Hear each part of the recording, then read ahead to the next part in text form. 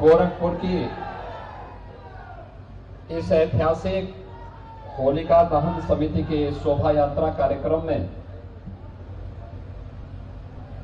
आज के इस शोभा यात्रा का शुभारंभ करने के लिए यहां पर उपस्थित कालीबाड़ी के महंत श्री रविंद्रदास जी महाराज, गोरखपुर के लोकप्रिय सांसद और जिनकी मधुर वाणी में आप लोगों ने अभी होली के कुछ अधूरे गीत सुने हैं, श्री रवि किशन जी, गोरखपुर के महापौर डॉक्टर मंगलेश श्रीवास्तव जी, गोरखपुर ग्रामीण से लोकप्रिय विधायक श्री विपिन सिंह जी, भारतीय जनता पार्टी के प्रदेश के उपाध्यक्ष विधान परिषद सदस्य डॉक्टर धर्मेंद्र सिंह जी, आज के इस कार्यक्रम में उपस्थित होलिका दहन समिति के अध्यक्ष श्री राम प्रकाश गुप्ता जी, संयोजक श्री आशीष गुप्ता जी,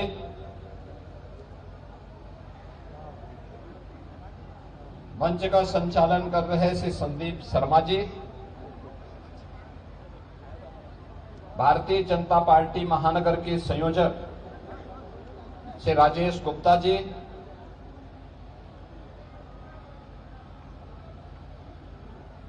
आज के इस शोभा यात्रा कार्यक्रम के अवसर पर उपस्थित महानगर के हमारे सभी गणमान्य नागरिकगण, विभिन्न सामाजिक व्यापारिक संगठनों के पदाधिकारीगण और उपस्थित बहनों और भाइयों, होली का उत्सव प्रारंभ हो चुका है। आज देर रात्रि में होलिका दहन का कार्यक्रम संपन्न होगा। होलिका दहन की शोभा यात्रा के अवसर पर मैं आप सभी उपस्थित महानुभावों का, सज्जनों का, महानगर वासियों का, जनपद वासियों को और पूरे प्रदेश वासियों को होली की हृदय से बधाई देता हूं, अपनी शुभकामनाएं देता हूं। मैं इस होलिका दहन समिति के पदाधिकारियों को मैं विशेष रूप से बधाई देता हूं, जिनकी शताब्दी वर्ष चल रही है, यानी 100 वर्ष की अपनी यात्रा को अनवरत रूप से कमेटी आगे बढ़ा रही है। मैंने बधाई देता हूं। और इनके पूर्व अध्यक्ष श्री पटवा थे, बहुत समर्पित कार्यकर्ता थे, आकस्मिक निधन उनका हो गया था। मैं उनको इस अवसर पर विनम्र श्रद्धांजलि भी देता हूं। बहनों और भाइयों, अव्यवस्था से व्यवस्था, अराजकता से अनुशासन, अधर्म से धर्म और असत्य से सत्य की यात्रा जब होती है, तभी हम उपद्रव से उभर करके उत्सव की शोभा यात्रा का हिस्सा बनते हैं। और यही उत्सव आज गोरखपुर के अंदर इस विरासत गलियारे के अंदर होलिका दहन समिति के शताब्दी महोत्सव के अवसर पर निकलने वाली शोभा यात्रा के अवसर पर देखने को मिल रहा है। हम गत वर्ष तक भी आते थे, संकरी गली हुआ करती थी, एक वाहन बामुश्किल जा पाता था, व्यापार अस्त व्यस्त था, ग्राहक नहीं आ पाते थे, अव्यवस्था का सा साम्राज्य था। और यहां के व्यापारियों को तो नुकसान होता ही होता था, लेकिन उनके कारण कालीबाड़ी के बाबा को उनसे ज्यादा नुकसान हो जाता था। लेकिन अब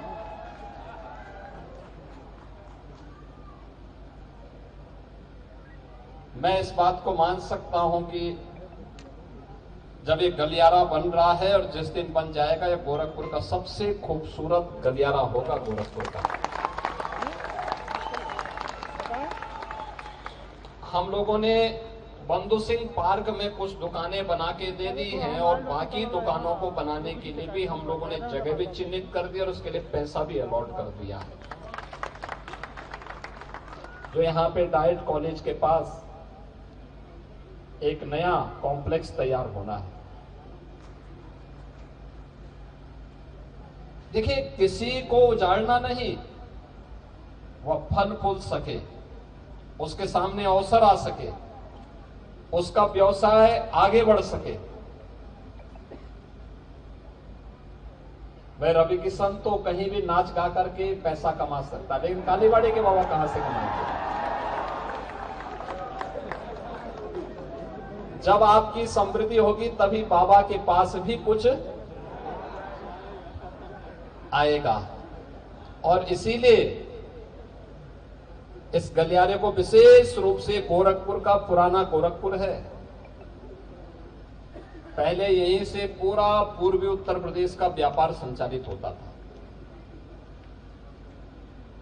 गोरखपुर, बिहार, नेपाल के अंदर बड़े पैमाने पे लोग इसी पांडे हाता में आकर के शादी ब्याह से जुड़े हुए सभी सामान खरीदते थे। लेकिन जब कंजेशन हुआ, भीड़ भाड़ हुई, संकरी गलियां हुई, जाम हुआ, व्यापार उजड़ने लग गया। मांग के अनुरूप सुविधा नहीं दे पाए। और अब ये डबल इंजन की सरकार वो सुविधा भी दे रही है, सुरक्षा भी दे रही है। और सुविधा और सुरक्षा का परिणाम क्या है कि इनके जीवन में तो खुशहाली आएगी, गोरखपुर विकास करेगा, प्रदेश विकास करेगा, और प्रदेश विकास करेगा तो देश विकास करेगा। विकास की इकाई ऊपर से नहीं आती, विकास नीचे से ऊपर जाता है। सरकार योजना बना सकती है। और मैं धन्यवाद दूंगा विरासत गलियारे से जुड़े हुए सभी व्यापारियों को, यहां के नागरिकों को। उनके मन में पीड़ा जरूर थी,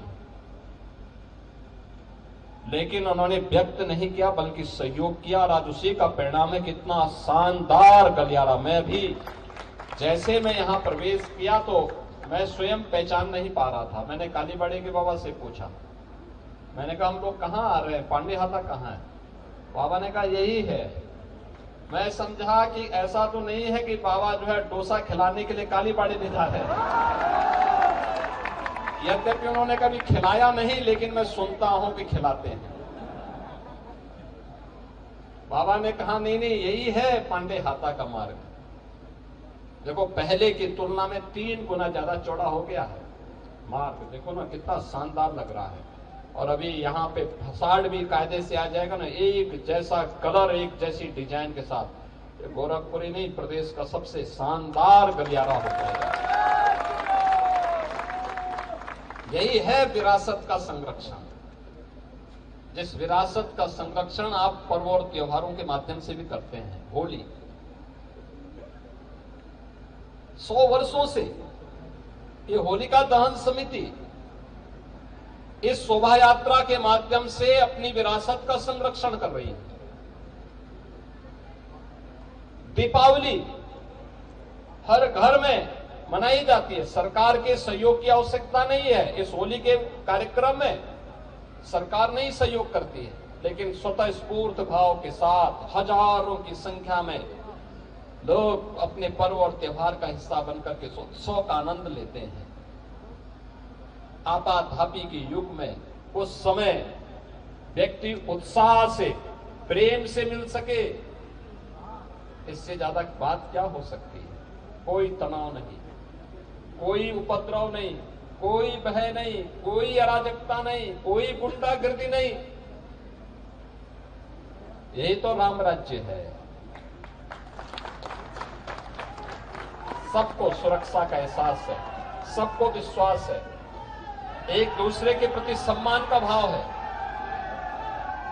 और यही राम राज्य की अवधारणा है। और प्रधानमंत्री जी इसी बात को लेकर कहते हैं कि जब इस प्रकार की स्थिति आएगी तो भारत को विकसित भारत और आत्मनिर्भर भारत बनने में कोई देर नहीं लगने वाली।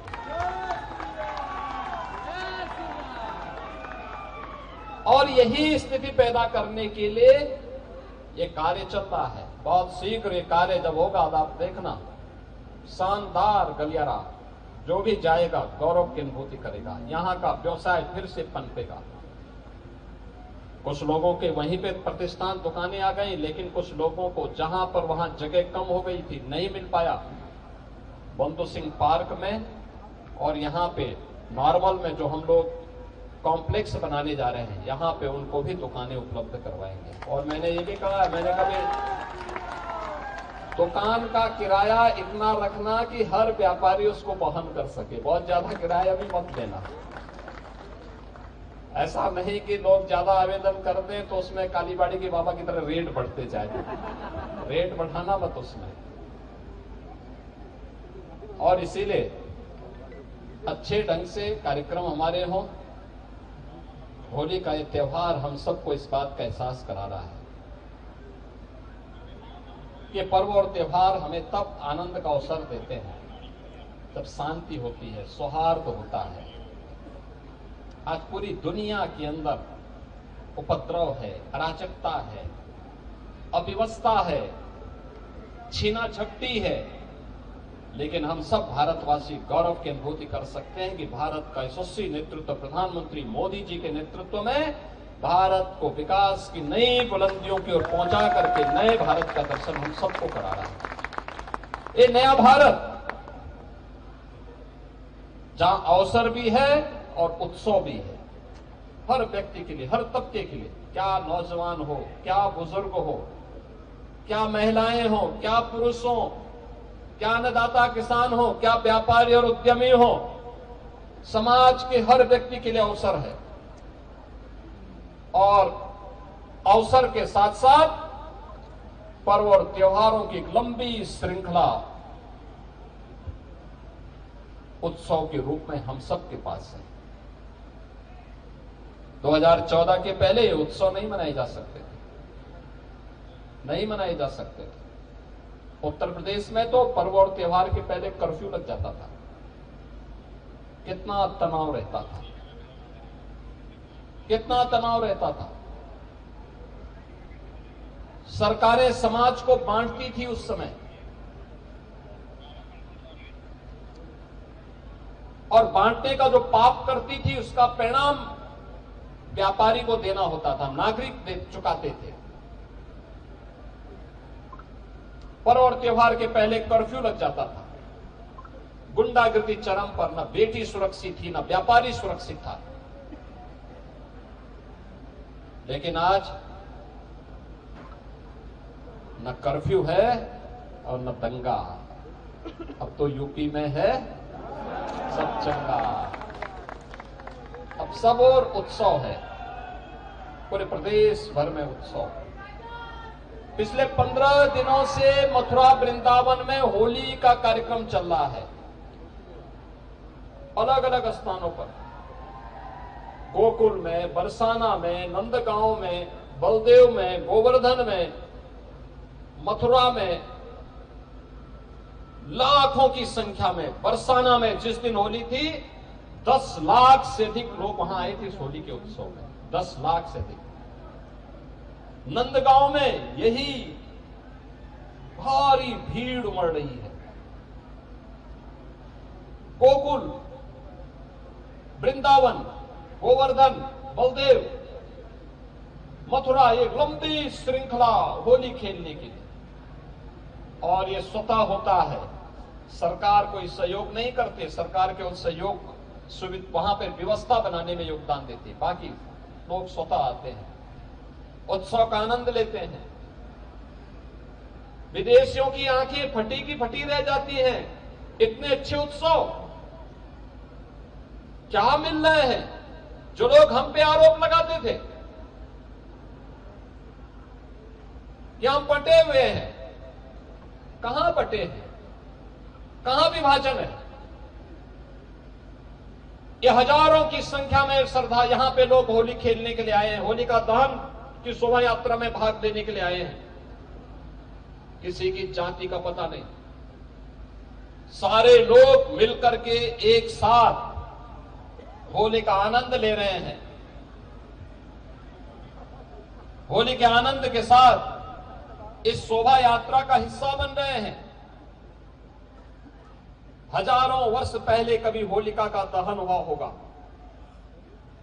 हजारों वर्ष पहले हिरण्यकश्यप का वध हुआ होगा, लेकिन आज भी हमें याद रखना होगा ये होलिका भ्रष्टाचार के रूप में, अव्यवस्था के रूप में, अराजकता के रूप में, जहां कहीं भी है इस भ्रष्टाचार रूपी, अराजकता रूपी, अव्यवस्था रूपी, उपद्रव रूपी इस होलिका को दहन करने के लिए हम लोगों को हमेशा तैयार होना होगा। यह हिरण्यकश्यप जो माफिया के रूप में पनपा रहा होगा, कभी आतंकवाद के रूप में रहा होगा, उग्रवाद के रूप में रहा होगा, उस समय भगवान विष्णु के अवतार नरसिंह अवतार ने अवतरित होकर के हिरण्यकश्यप का वध किया था, इस धरती को धर्ममय करने के लिए, सत्य और उस समय के समाज को सही दिशा देने के लिए। याद करना, अव्यवस्था, अराजकता, गुंडागिर्दी, माफियागिरी, जबरन हड़पने की प्रवृत्ति, ये जब भी होगी वे सब भी हिरण्यकश्यप जैसे ही हैं। ये प्यार से नहीं मानेंगे, क्योंकि लातों के भूत बातों से नहीं मानते, और उनसे निपटने के लिए हिरण्यकश्यप को मारने के लिए, रावण को मारने के लिए, कंस को मारने के लिए किसी न किसी नरसिंह को, किसी न किसी राम को, किसी न किसी कृष्ण को अवतरित होना पड़ेगा, तब व्यवस्था बनेगी, समाज में सज्जनों का संरक्षण हो पाएगा। दुर्जन जब समाप्त तो होंगे, सदाचार और उत्साह का ये वातावरण हम सबके जीवन में देखने को मिलेगा। आज ये होलिका दहन का कार्यक्रम होगा और मैं अपील करूंगा गोरखपुर वासियों से, प्रदेशवासियों से, होलिका दहन हम करें, बुराइयों को जलाएं, हर प्रकार की बुराई को, अव्यवस्था को, भ्रष्टाचार को, नकारात्मकता को जलाने का एक अवसर है।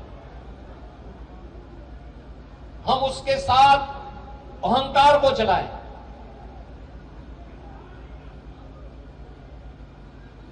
और याद करना, होलिका दहन किसी के घर के सामने ऐसी जगह पे न हो जहां से घर को नुकसान हो सकता होता हो, किसी प्रतिष्ठान के सामने नहीं होना चाहिए, उससे दूरी, थोड़ा दूरी बना करके। देखिए, पर्व और त्योहार का आनंद तभी है जब दूसरे को ठेस पहुंचाए बगैर, नुकसान पहुंचाए बगैर, उत्साह के साथ हम उसका आनंद ले सके।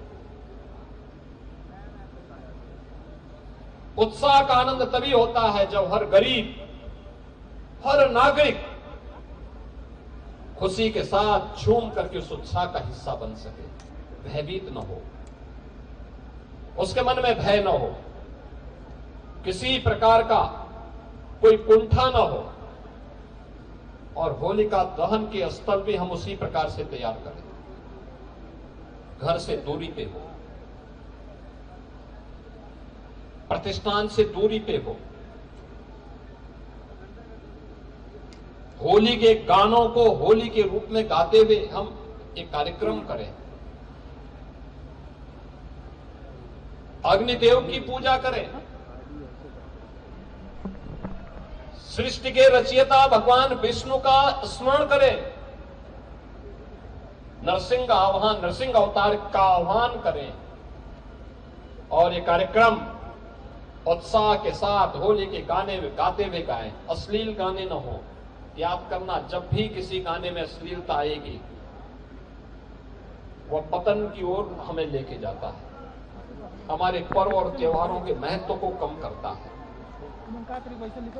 अश्लीलता नहीं होनी चाहिए। परिवार के साथ लोग आकर के परिक्रमा कर सके होलिका दहन स्थल में। हर बेटी, हर व्यापारी, हर नागरिक, हर बहन अपने को सुरक्षित महसूस कर सके, ऐसा माहौल हमें करना होगा, तैयार करना होगा। कल विराम रहेगा क्योंकि देर रात्रि से चंद्र ग्रहण लगना शुरू हो जाएगा। कल होली नहीं होगी, परसों होलिका उत्सव का कार्यक्रम होगा। होलिका उत्सव कार्यक्रम में भी रंग और गुलाल का उपयोग करें, कीचड़ नहीं, केमिकल का नहीं, आंखों पे न डालें, जबरन किसी पे नहीं डालना है। कोई बीमार होगा, कोई बुजुर्ग होगा, मासूम बच्चे होंगे, किसी के घर में कमी होगी, वह नहीं खेलना चाहता है, जबरन नहीं करना है, लेकिन बैर भाव दूर करें। जैसे होली का कार्यक्रम था, कालीबाड़ी के बाबा और रवि किशन जी में 36 का आंकड़ा था, दोनों मिलकर के मंच पर एक साथ आ गए, आज दोनों आ गए, दोनों गले मिल लिए। और इसीलिए ऐसे ही कोई भेदभाव नहीं होना है, कोई मनमुटाव नहीं होना है, अच्छे ढंग से उत्साहपूर्ण तरीके से। होली तो समरसता का पर्व है, हर प्रकार के बैर भाव को भुलाने का पर्व है, और ये पर्व हमें स्मरण कराते हैं सामाजिक एकता के। जब समरसता होगी तभी एकता होगी,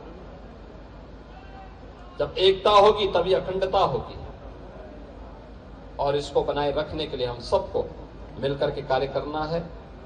मैं आपको इस अवसर पर पूरे प्रदेश वासियों को हृदय से बधाई देता हूं।